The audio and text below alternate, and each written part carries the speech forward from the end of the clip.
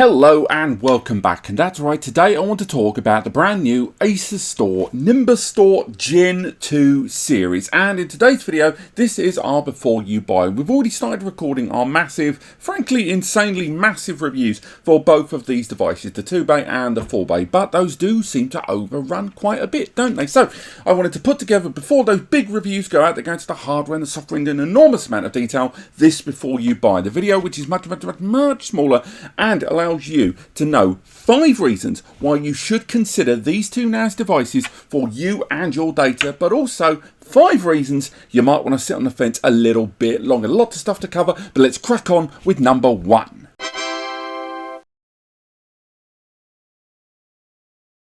I'll tell you right now, no brand, I'm prepared to stand by this, no brand has done so much right now in terms of affordable flash solutions in 2023 than Asustor. They've always been the plucky 3rd or 4th place entry in the world of network attached storage, particularly in desktop more than anything else. But I'll say right now, in the last 6 to 8 months, they have really challenged everyone in terms of making the move away from slower hard drives to increasingly affordable M.2 NVMe SSDs. Now, you're right, we're looking at a couple of systems here that are hard drive based. We've got a 2-drive SATA and a 4-drive SATA. But did you know that inside both of these devices, and I've already removed the screws, let's get those hard drive bays out. Do you know inside every one of these is 4 M.2 NVMe bays there at the top. That means this 2-bay is effectively a 6-bay NAS, and that makes the 4-bay an 8-bay NAS. Now, when I mention about the majority of this year, this isn't the only thing I'm talking about. For example, you may have already heard about it, they've been making some real waves with this. The Flashstor, the 6 and the 12 Pro, a dedicated NVMe system in 6 and 12 bay, knocking around for between 460 for the 6 bay and 860 for the 12 bay device. That is the most affordable flash solution in the market. And when they released their Lockastor series towards the end of 2022 and going into 2023, this thing, for example, there's a 2, a 4 and a 6 bay, all of them have 4 NVMe bays there at the top. So right now they are at the forefront of producing affordable flash solutions and combining a good level of hard drive and SSD into these. And the idea that this 2-bay and this 4-bay have got NVMe's inside, making it a 6 and an 8-bay respectively, with those NVMe's usable for storage pools or caching or just divide it between the two, is genuinely groundbreaking at this scale of solution.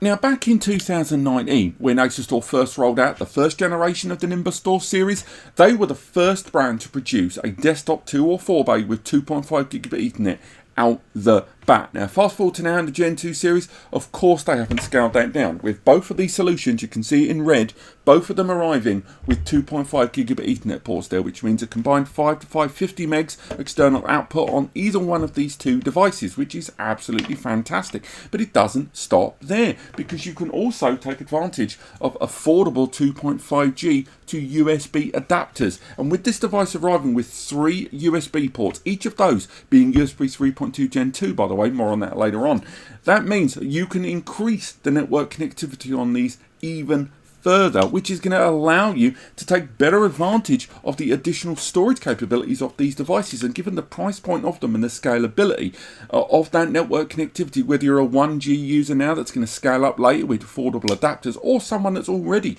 using 2.5 GPE with a 2.5G supported switch, or even a 10G environment that you just want to make the most of these, because 10G can scale down to 5G, can scale down to 2.5 and 1G. Ultimately, these are incredibly flexible network connectivity devices thanks to the day one 2.5 gigabit Ethernet across and the affordability and support of 2.5G adapters like this one.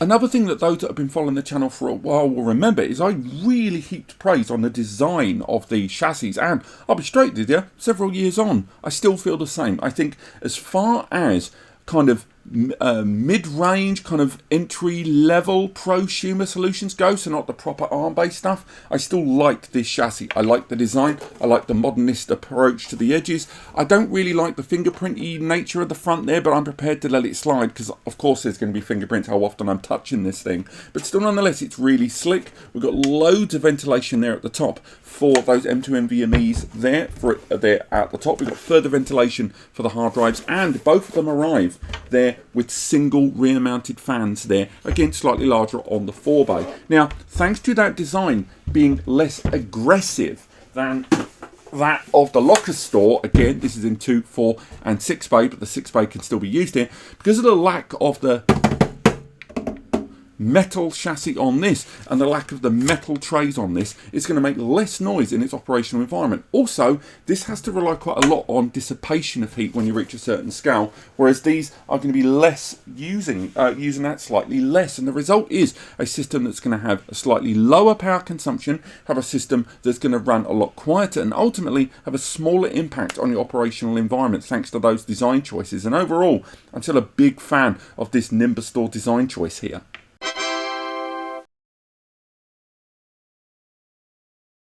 Now, harking back to what I mentioned earlier on about those USB ports, yes, they are USB 3.2 Gen 2, which is 10 gigabits per second connectivity there. Now, as much as, I'm happy about that, faster connected storage drives, it is also worth highlighting those USB ports on there alongside supporting probably more third-party peripherals than any other brand out there in terms of accessories, and on their compatibility listing for network adapters, wireless adapters there, TV tuners and more. The other thing they support is Asustor's own range of expansion devices. Now, up until recently, they had a 4-bay USB 3.2 Gen 1 expansion. It was a JBOD, it had the 4 drives, it uses 5 gig USB, but more recently, they unveiled their new 4-bay expansion device. Now, this new device, let's get the name right, I believe it is the AS54004U, I might have got that name wrong, but that expansion device is USB 3.2 Gen 2. So that allows this 4-bay expansion device to be connected to these devices, I hate seagulls,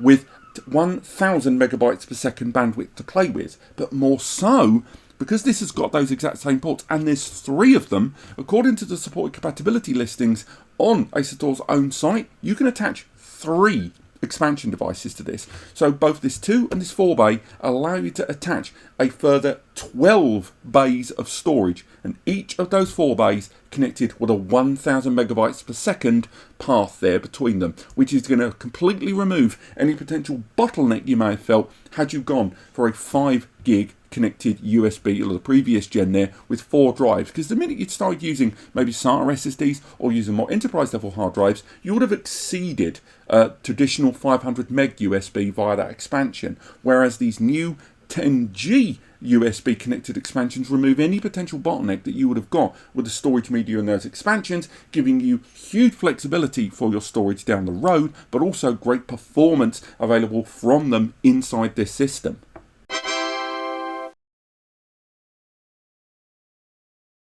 Finally, I'm going to say it, these two are bloody good value. Between the 2 of them, again, looking by current existing pricing that's been stated online and some press releases, so there's going to be some flexibility there. The 2-bay device retails at $369, and the 4-bay device retails for $529. Now, that is fairly what you would expect for a prosumer NAS. However, when you look at that is obviously with or without tax, depending on where you're purchasing in the world and your means as a business, but also currency conversions and shipping. The other thing worth bearing in mind is the hardware architecture in this is really similar to the Lockastor I mentioned earlier on. Now, the Lockastor 4-bay and 2-bay, between them, it's $459 currently for the Lockastor 2 Gen 2 2-bay, and $599 for the Lockastor 4 Gen 2 4-bay. Now, same CPU. They both arrive with the M5105. They both arrive with integrated graphics. They both arrive with 4 gig of memory. They both arrive with those SATA bays and M2 NVMe ports. They both arrive with 2.5 gigabit Ethernet. They both arrive with HDMI 2.0B 4K 60 frames per second. They both arrive with USB 3.2 Gen 2 connectivity over 3 ports. They both arrive with support of those expansion devices and more. Now, that is bloody good value to get the exact same hardware as the more expensive device in their portfolio for much less. And when you look at the hardware in the 2 and the 4 bay, it is lower in price than the likes of Synology and QNAP for comparable hardware. In terms of the Synology, you're looking at the DS423, maybe on the verge of the 923, but there isn't really much parity there. But certainly, when you're looking at QNAP devices like the TS453E or the TS464 or the 462, this device is either better hardware than those at a better price point or the same hardware at a lower price point overall. Now, you are going to miss out on certain features, such as, again, the metal chassis, the LCD panel there. You're going to miss out on the SPDIF slot there on the rear, and in some cases, the option to scale up to 10 GBE. But in the case of the sheer base level hardware, you cannot argue how good value in terms of hardware right now we're seeing in the network attached storage market for these devices, which, you know, is just fantastic.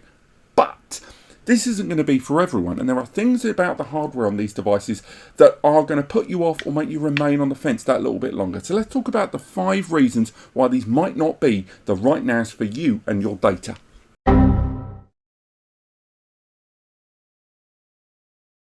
Now, the more observant of you might have noticed in this video that I've used the word hardware quite a lot when talking about the virtues of these devices.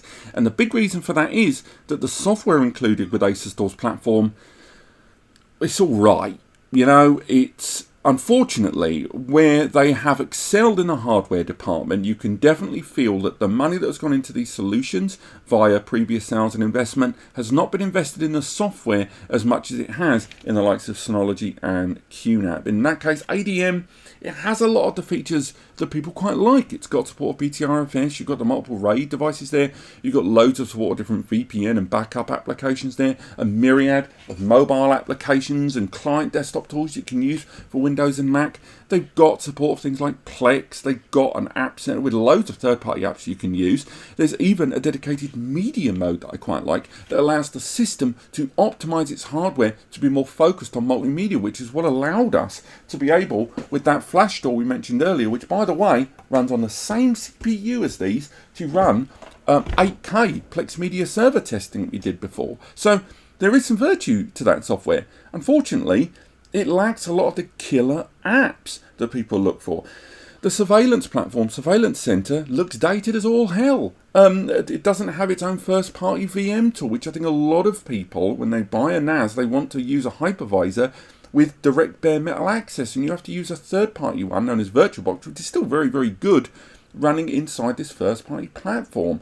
There's support of BTRFS, but there isn't a fluid RAID system like Synology's Hybrid RAID, or even TerraMaster's T-RAID that allows you to mix and match drives. There's an over-reliance on third-party tools there that, you know, other brands have put into their own software to create their own ecosystem. If you're not interested in that, fine.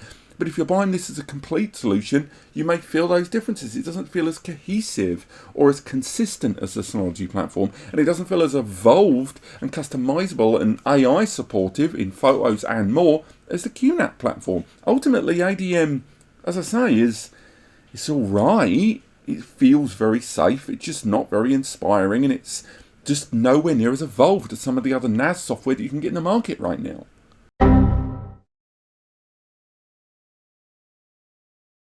This next one may seem a little obvious to those of you that have followed my discussion, particularly with Asustor, but other NAS brands at this price point that are using Celeron processors and including M.2 NVMe slots. But the NVMe slots on these, they are bottlenecked by design. Again, we've not had an opportunity, we're in that kind of stage of our software review where we're checking the exact lanes, but we fully anticipate that because we're running a Celeron with 8 lanes to play with on its hardware architecture, those M.2 NVMe's are almost certainly going to be Gen 3 times 1, maybe Gen 3 times 2, but I doubt it.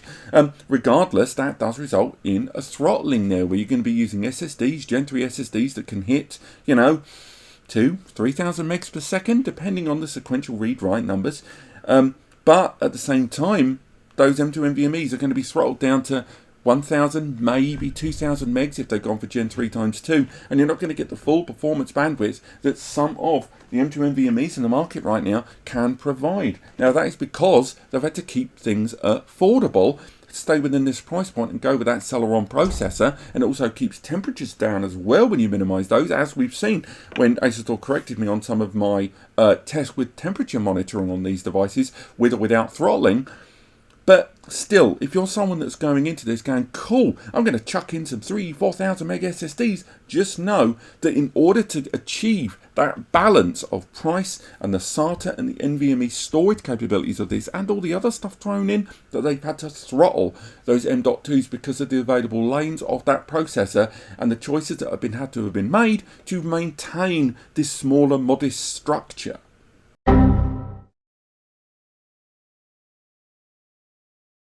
And another thing that is the result of maintaining that modest structure in terms of hardware architecture and just general price point is a lack of 10GBE on this device, whether that is day one 10GBE out the box or as a scalable option down the line with things like 10GBE upgradable cards there. Now, I am sure there's going to be a lot of sensible people, I would like to say myself included, that will go, of course they can't put 10GB on this. How could they maintain that price point? How could they add that option in the hardware architecture without scaling back on something else? But there's always going to be counterpoints there that people going, 2.5GBE is faddish, which I don't personally agree with, because I think given the cost of 2.5GBE at production is the same as 1G, junk 1GBE, because you can still achieve 1GBE and get 2.5GBE anyway.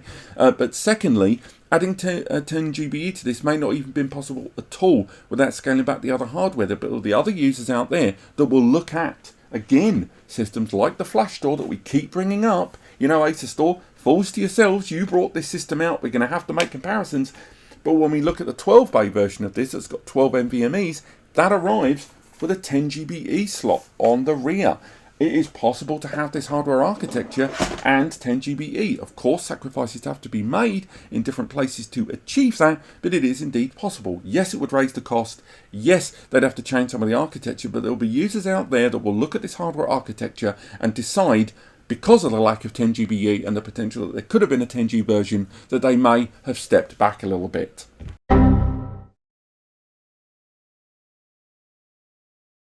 And again, we have to continue talking about the Flashstor, because once again, Asustor have sort of made a rod for their own back a little bit, even with the success of this device, because it sort of not only undermines a lot of third-party other brands that are utilizing a similar architecture as we discussed in the review and the before you buy this device, but on top of that, it kind of undermines a lot of their own existing systems. Now, what do I mean by that?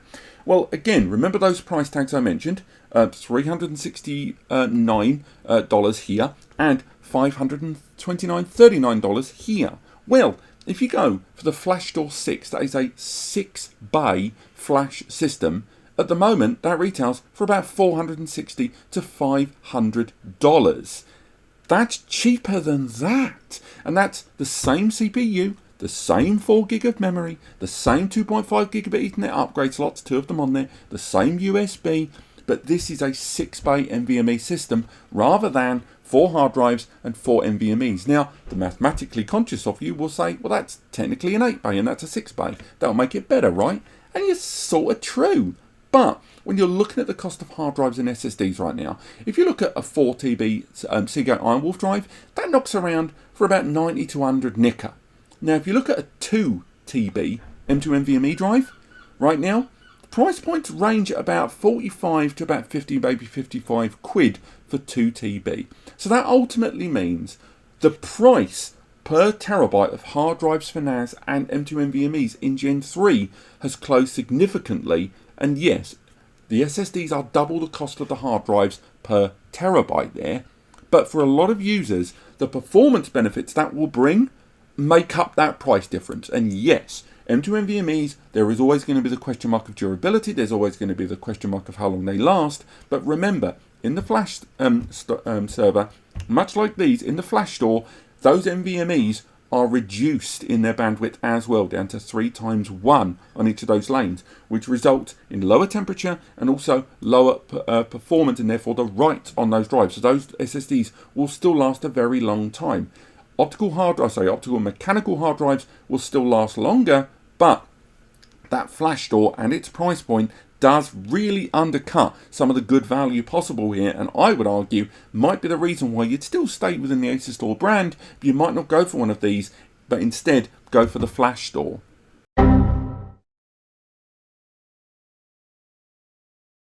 Finally, we've got to talk about it, of course we do, Deadbolt. The Deadbolt Ransomware group that attacked several different NAS brands in 2021 and 2022 did target Asustor successfully. They were one of the 3 brands that were hit, and I did mention this in previous videos. I think they handled it better than the other 2 brands, TerraMaster and QNAP, who were impacted by it, but still nonetheless they were hit. We have to at least give the benefit of the doubt to other brands where there are more units in the wild, and therefore it's a larger operation, and therefore the handling is different.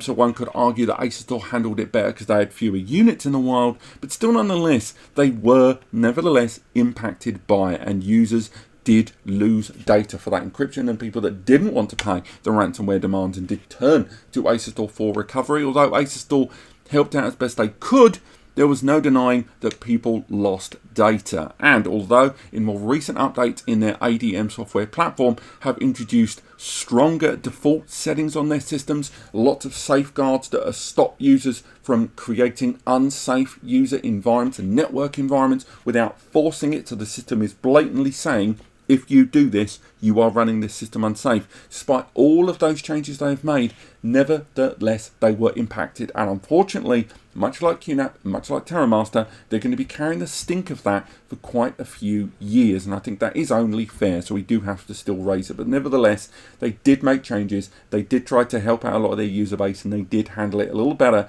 than TerraMaster and QNAP. But we can't let them off the hook completely. Nevertheless, this has been 5 reasons why you might want to consider the new Nimbustor Gen 2 series for your data storage and for your network storage, and 5 reasons why you might want to sit on the fence a bit longer. A little caveat here at the end. At the moment, from what I understand, the naming strategy for these devices in like Europe and the UK, we call them the Nimbustor, same as the previous generation. But I think there's a naming conflict in the US, so you may not find these by that name. In that case, you are looking for the AS5402T and the AS5404T respectively there. But stay tuned for the longer long-form reviews where we go into a lot more detail on these devices coming soon. But apart from that, this has been the Before You Buy. I hope you've enjoyed it. Let me know if you have. Use the free advice section to take you on the big blue button on the right hand side of the page at NAScompares. If you need further assistance, go to the forum, the AskNAScomparesforum.com. That's linked below. Use our Discord if you need